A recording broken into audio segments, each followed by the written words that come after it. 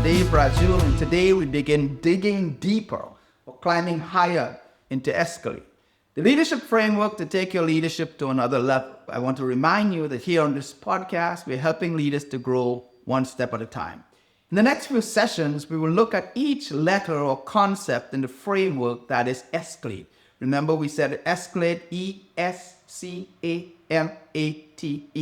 So today we want to look at the E in Escalate, which is to elevate your calling. Our key text is Philippians chapter 3, verse 13 to 14. Where Paul says, forgetting what is behind and straining toward what is ahead, I press on toward the goal to win the prize for which God has called me. Leadership is a mountain worth climbing. It is not a flat road. It is a mountain, and mountains are not meant to be admired from a distance. They are meant to be climbed. They challenge your strength. They expose your weaknesses and demand your focus.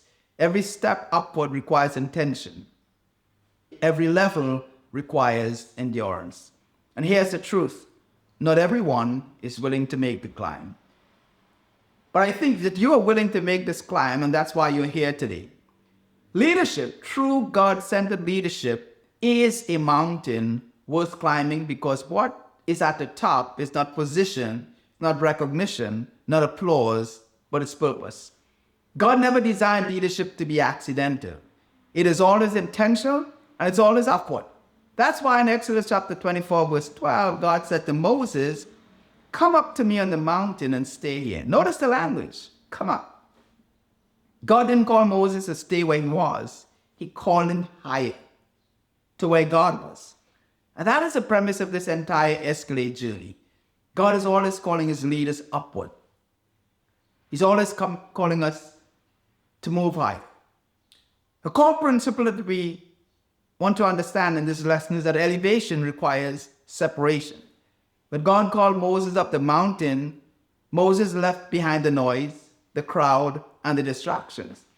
You see, elevation requires separation. You cannot carry everything, and you cannot carry everyone with you to the next level. Some mindsets, some habits, and even some relationships cannot go where God is taking you.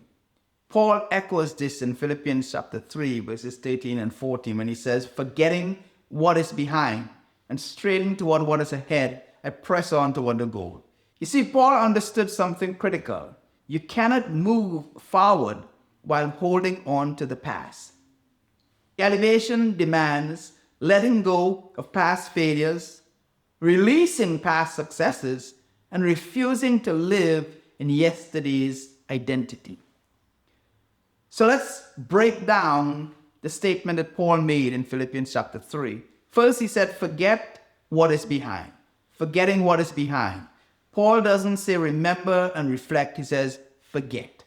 This is not about memory loss. It's about refusing to be defined by your past. Some leaders are stuck, not because God hasn't called them higher, but because they're still holding on to past mistakes, past wounds, past seasons that have already expired. You cannot elevate if you're anchored to yesterday. You cannot go up the mountain if you want to stay on the plains. So here are a few reflection questions to ask yourself. What past experience is still shaping how I see myself today? Am I holding on to failure or even success that is limiting my growth? What do I need to release so I can move forward? The second thing that Paul said in that verse, I strain toward what is ahead. Paul uses the language of effort. This is intentionality. This is discipline. See, elevation is not casual. It is costly and focused. Moses was over 80 years old when he was called up onto the mountain. That was a hard climb. God did not say, Moses, I will meet you where you are because you're an old man. He said, come up to me. You notice that in the beginning, God met Moses where he was, in the desert. He said to the children of Israel, I have come down. And God will do that initially. But in order for you to grow, you will have to come up to where God wants you to be. This would mean developing new habits. It would mean growing your capacity. It would mean being willing to stretch beyond your comfort zone. It will also take a level of faith. You see, leadership growth doesn't happen by accident. It happens by pursuit. So here are some more reflection questions. What are you actively pursuing in this season? Where is God stretching you beyond your comfort zone? And what disciplines do you need to develop to grow into your calling? The third thing that Paul says is that I press toward the goal. I press on toward the goal. That word press implies resistance. It means there will be opposition. First, there'll be internal resistance, your own fear, your doubts, your own insecurities. But there will also be external resistance, criticism, challenges, setbacks, all these issues that you will have to face and that you'll have to press into. Is it pressing me to move forward anyway? Why? Because there is a prize, a calling, a purpose that is worth it. Your calling is too valuable to quit halfway up the mountain. Reflection questions for you. Where have you been tempted to quit? What resistance are you currently facing? And what does pressing on look like for you this week? Not next week, not next month, but what does pressing on look like for you this week? Here's the leadership insight for you. The climb is progressive. You can't reach a summit in one step. Growth happens in levels. You may have to stop. You may have to take a rest, take another breath, but you keep going. To help us understand the idea of growth happening in levels, let's look at John Maxwell's 5 levels of leadership. Level 1 is position. People follow you because they have to. Leadership is based on the title that you have or the role that you've been given, and your influence is minimal. But don't rely on your title.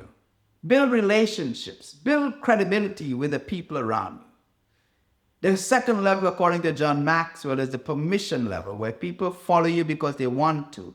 Leadership in this level is built on relationships and trust.